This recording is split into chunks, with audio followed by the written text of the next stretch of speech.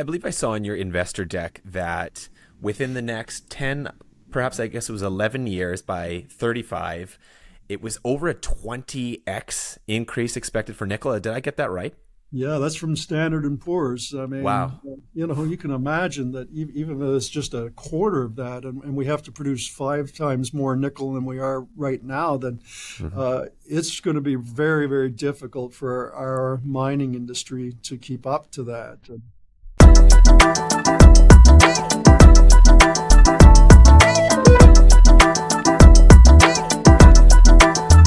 Hey guys, welcome back to the channel. This is somebody you've met before. You've probably seen him at Deal Night. Perhaps you've read our articles. We have Greg Beischer, CEO of Alaska Energy Metals, going to talk to us about his projects in Alaska and actually Quebec as well. Greg, I've seen you recently, but it's good to see you again. Thanks for taking some time with us today. Likewise, Kevin, pleasure. I'd like to think by now a lot of people will be familiar with your story. Like I said, we've written about you. They've seen you at Deal Night. But perhaps if we get some new eyeballs here that don't know your story as well as someone else might, can you give us a bit of a rundown what it is you guys are all about? Yeah, good. Thanks. The word is starting to get out. I think there is a little bit of a buzz going around about our company, and I'm happy with what we've been able to accomplish in just 9 months. But the focal point is our nickel project in Alaska. That's home base for me and has been for several decades now. And a geologist, mining engineer, and we're advancing what probably is a very, very large deposit of nickel with cobalt and copper and platinum group elements to go with it. And I'm going to pat you on the back so that you don't have to do it yourself. In the last, since, what did I calculate? Since April, you guys have raised over $12 million. I think that number is actually closer to 15. I'll say two things. One, nobody raises money in the summer, or it's difficult to raise money in the summer. And it was extraordinarily difficult to raise money this summer. So hats off to you guys. That just wanted to put that at the beginning of the video so that people perk up and realize this is a real, this is a real deal. You're in Toronto right now being toured around by bankers. You said there's buzz on the street. I think that's an understatement. So I just wanted to preface the rest of this by putting that out there. Now let's go back. I want to talk about your background. So you've been a geologist for many, many years, but you have a special relationship with this project. Can we go back in time, talk a bit about how you got to this point? You bet. You know, my first career as a young geologist was with a great big nickel mining company called Inco, a Canadian institution that is now bought up by Vale. But that was my learning ground. But when I got enough experience, they sent me to Alaska because there was a spot that appeared to have geologic similarities to a place in Russia called Norilsk, which is the largest accumulation of nickel metal on Earth, and they wanted me to find something similar. And so, yeah, 1995, started working on the project. It was just a really grassroots green idea, but we discovered nickel and probably discovered a lot of it, but the concentration of metal or the grade for the 1990s wasn't going to cut it. But everything's different for nickel now. I've been able to reacquire the mineral rights to the exact same project I worked on all those years ago, and proving that actually it's quite a large deposit, and with nickel coming in such high demand, should be economic to extract it at quite a profit. So as for somebody watching that doesn't really know the primary use cases of nickel, it was formerly stainless steel. Now, obviously, electric vehicles are the main, I guess, the excitement and the big growth driver of the future.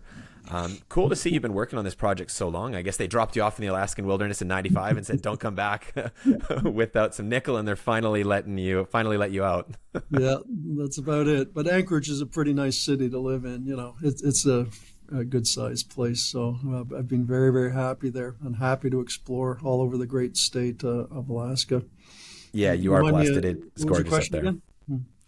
Well, actually, you know, let's move on to what I wanted to talk about. Was I just wanted to give a background as to what the uses for steel are. Yeah, right. Nickel are, electric vehicles being the primary use case going forward. Yeah, sure. Well, you're right. Historically, the main use for nickel has been the manufacture of stainless steel. Just mix alloy a little bit of nickel and chrome with the iron, and you've got beautiful stainless steel that we see all around us all the time. There's all kinds of uses for nickel, aerospace, aeronautical. It's just a very interesting and useful metal. But now, with the advent of electric vehicles, there's a whole new use for nickel, and some projections are that it'll actually surpass the consumption for stainless steel purposes. So it's a really big new use. There's about 29 kilos of nickel in every single average electric vehicle battery. And that doesn't, there's lots of different batteries now too, whether it's your phone or your computer. Anything rechargeable has got nickel in it. We call them lithium-ion batteries, but interestingly, there's about 5 times more nickel in it than lithium. So nickel's likely to become, I would say, the choke point metal for a more electrified society. And it's not just electric vehicles. Now we're starting to build grid-scale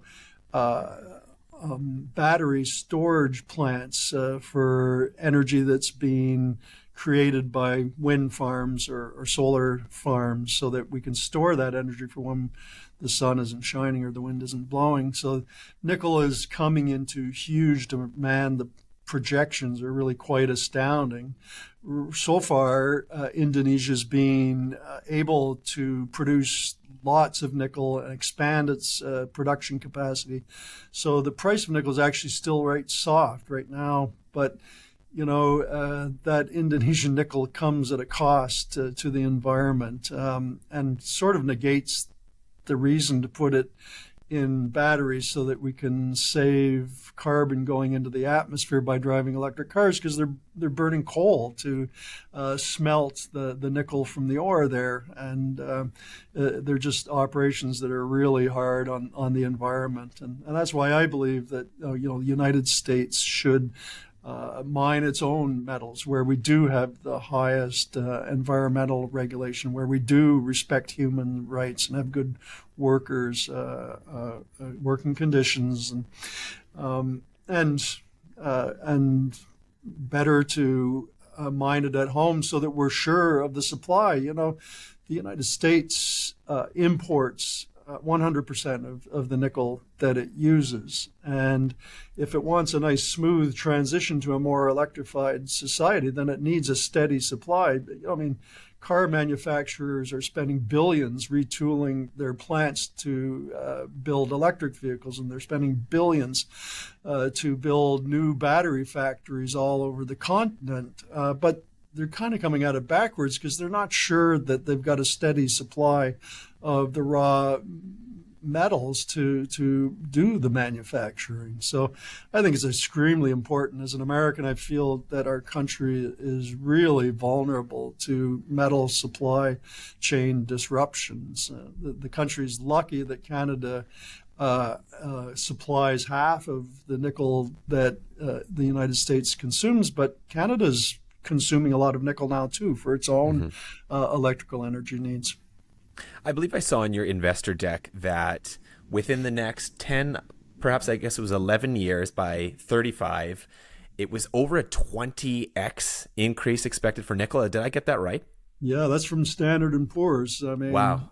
You can imagine that even though it's just a quarter of that, and we have to produce 5 times more nickel than we are right now, then it's going to be very, very difficult for our mining industry to keep up to that. And as a consequence, the mining industry is going to have to move towards mining what we call bulk tonnage, disseminated nickel deposits, these sort of large volumes of rock that are weakly mineralized but can be profitably mined because they're so continuous and homogeneous. That's the new wave of nickel mining, because high-grade, rich deposits are quite rare around the world and very difficult to find. And so to be able to meet these demand projections, we're going to have to mine that style of deposit, which is exactly what we've got in Alaska.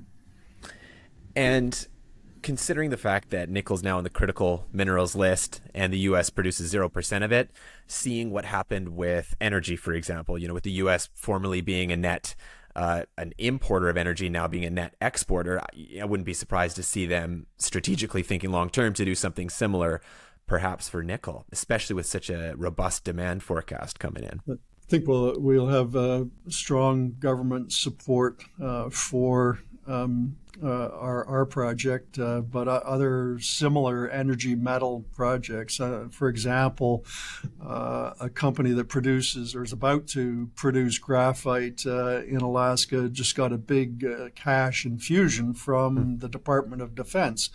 The Department of Defense in the U.S. certainly realizes how vulnerable the country is to metal supplies for their own consumption, specifically in defense applications, but also generally as a country. They get it. They understand how vulnerable the United States is. And I think that our administration, it's obviously pushing really hard for electrification, and it needs to also, help with permitting timelines.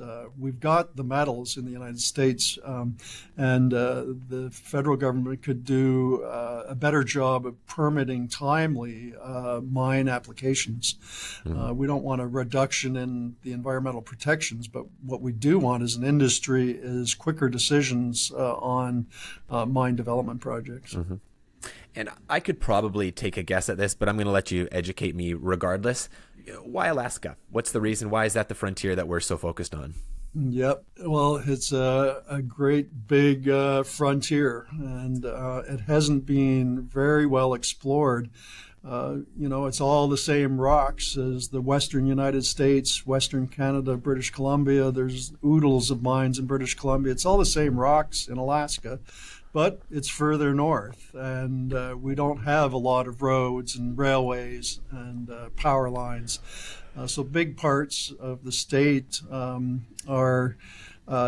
they just don't have the logistical support, and so a mine has a high hurdle to get over because it would have to pay for a lot of that infrastructure. Our project, fortunately, is quite well located, right near paved highways, near a railway, near grid power. So we're in pretty good shape. But that's part of the reason Alaska hasn't been as developed as, for example, British Columbia, which has lots of mines. Yeah, that makes sense. And okay, so let's continue zooming in on Alaska. Let's talk about the Nikolai project. Can you just tell us a little bit about the project? What's so unique about it? Why are we getting excited about this? Why are investors excited to the tune of $15 million? Yep.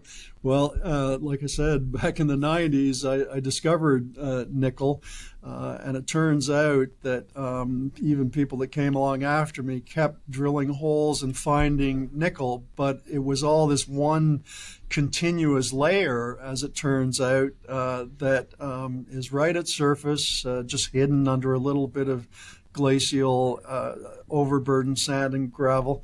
But every hole that goes into it hits the mineralization, and it's about the same concentration. It's not a high concentration, around 0.35%, but it's very homogeneous, very continuous over a long distance, and it's thick mineralization, several hundred meters thick. And so you can imagine that once we've drilled this deposit off on a grid style pattern so that we can quantify the amount of metal, it'll be a big deposit, and one that if it turns out it's economically feasible to mine it would last for a very long time. Mm-hmm. And perhaps let's detour for a quick educational moment for viewers and myself, to be fair. I'm kind of curious to learn more about the process of going from a patch of dirt in the wilderness to an actual operating mine with cash flows. Like, what is the process how does that work? Educate us. No, it's quite the process, but I'll be glad to explain it. Back in the 90s, INCO had done research. So you start with research. Lots of geological work's been done in the past, and so they looked at geological maps, publicly available information. That's always the very first step that a geologist takes. But then once we had noted that the rocks are similar to a place that elsewhere in the world hosts a big series of nickel deposits that encourage them to use satellite detection, airborne geophysical detection, ways to try to image below the surface of the Earth, ways to get clues. And for example, on the ground, then we'll use other types of geophysical sensors to image the Earth, but collect soil samples, because the soil, there'll be bits of metals dissolved in that soil that can be a clue to the rocks underneath. Make geologic maps in the field, collect samples of rocks. But ultimately, in the end, we drill holes as geologists into the Earth with a diamond-faced bit that allows us to collect a core sample, a core of rock from beneath the surface.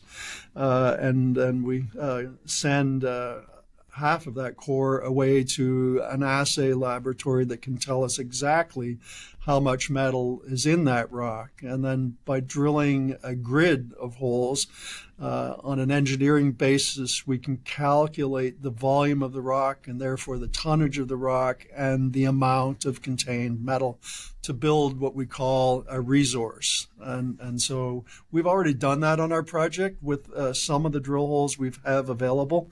And already we have over 1.5 billion pounds of nickel documented on the ground, but there's still a lot more to the process. Once we drill off enough rock to prove that there's a deposit of adequate size, we'll have to begin calculating whether or not we could actually extract that material at a profit. Mm-hmm. And there's a lot of different things that will play into that profitability, such as how well can we recover the metals that are in the rock? What processes do we need to go through to get the metal liberated from the rock? And so all that feeds in, and all the while we have to earn our social license to operate, to prove that we're responsible, document existing conditions of the environment and the water before we even apply for the permits to build a mine. And there's many permits involved from many different layers of government in order to build a mine in the United States. So, we have excellent environmental regulation in the U.S. for mining operations, and all the mines in Alaska are really protective of the environment, very responsible operations. But yeah, it's quite the process to get that far. There's hurdles along the way. Lots of projects don't make it, but I think we've got the right project, the right time, with the right demand scenario for a very special metal. Mm-hmm. And you mentioned that it's a big resource, and then you mentioned that it's 1.5 billion. Sorry. Not tons. It would be pounds, I suppose. 1.5 pounds. And for Canadians, that's roughly 700,000 metric tons of nickel contained within that rock. It's a fair-sized deposit already. It's a fair size.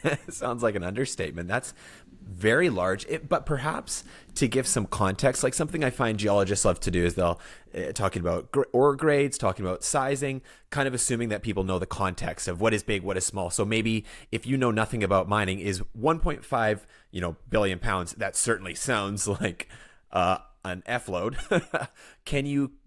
How does that stack up in terms of other development size? Is that a truly huge deposit, or is that fairly average? Give us some context. Yeah, it's a good start. There's a company called Canada Nickel that's developing in Canada a very similar deposit, and they've drilled off and outlined roughly 13 billion pounds of nickel, so about 10 times the size of ours so far, though I think we're rapidly going to catch up and perhaps exceed the size of that deposit in terms of its contained metal. So I would consider Canada Nickel's deposit a really big deposit of metal. Mm-hmm.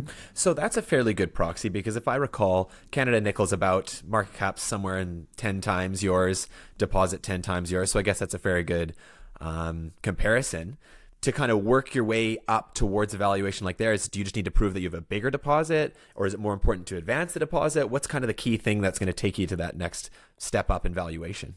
Yeah, for sure. We want to prove that there's more potential ore there, that the deposit is bigger than we've currently proven. Okay. We think we will. There's enough historical drilling to guide us that it seems a strong likelihood that we can do that with just one more drilling program this coming summer. But we're actually still just finishing crunching all the numbers from the drilling we did last summer. So potential investors can look forward to perhaps a transformative announcement in the coming weeks, where we add to that 1.5 billion pounds of nickel, and it should be quite a bit more as a result of the drilling done last summer.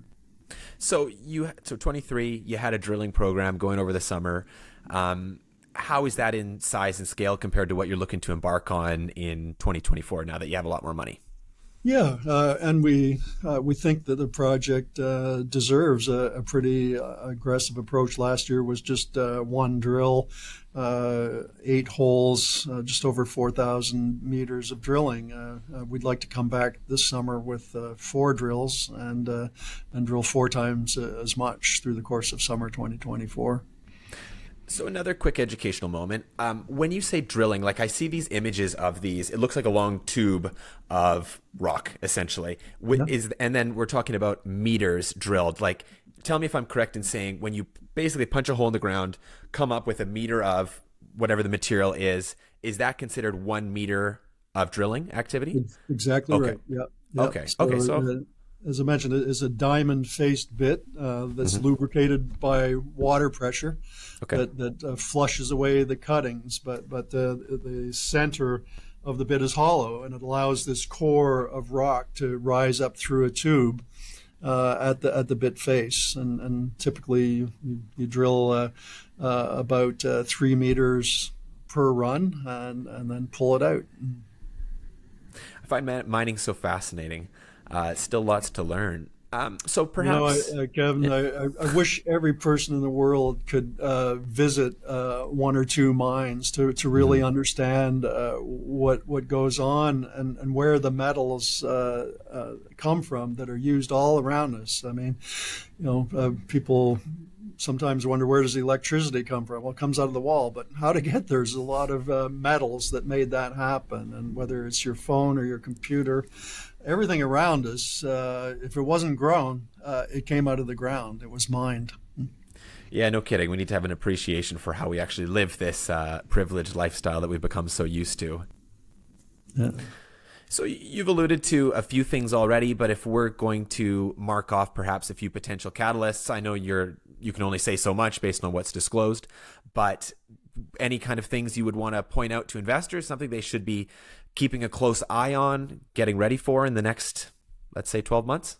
Yep. As I mentioned, we'll soon be able to announce an increase in the metal inventory in the ground as a result of the drilling that we did last summer. We've sent a lot of samples to the laboratory to tell us how much of those metals could we recover from the rock. It'll be an important consideration because typically you can't get all of it, and that'll have a bearing on the economics of a potential mine development. And then before we know it, we'll be drilling again, like I say, 4 drills, 15 or 16,000 meters of drill core to collect. And then producing the assay results through next fall from that work. And as long as things go the way I think they're going to go, we'll have quite a large metal inventory by the end of announced by the end of 2024. That should put us on the map of every major mining company in the world. And at that point, I suspect that it would make sense for us to bring in strategic investors, whether they're mining companies or metal processing companies or consumers of the product, such as a car or a battery company. Canada Nickel's blazing the trail for us that way. They've done a great job of securing strategic investments from mining companies, Anglo American and Agnico Eagle, but then integrated battery company, Samsung, has purchased an interest in that company because they want the guaranteed supply that would come from that mine in Canada. So we look to making similar strategic arrangements with other companies. Fantastic. Well, we've discussed a lot of the reasons to be excited about this project. We've talked about your momentum, talked about the potential size of this resource. Would you like to leave investors watching this with a few bullet point notes that you want to drill, pun intended, drill into their mind before we depart this video? Sure. Well, investing in metals stocks can turn big rewards. Over my career, I've seen people make a lot of money by investing in metals.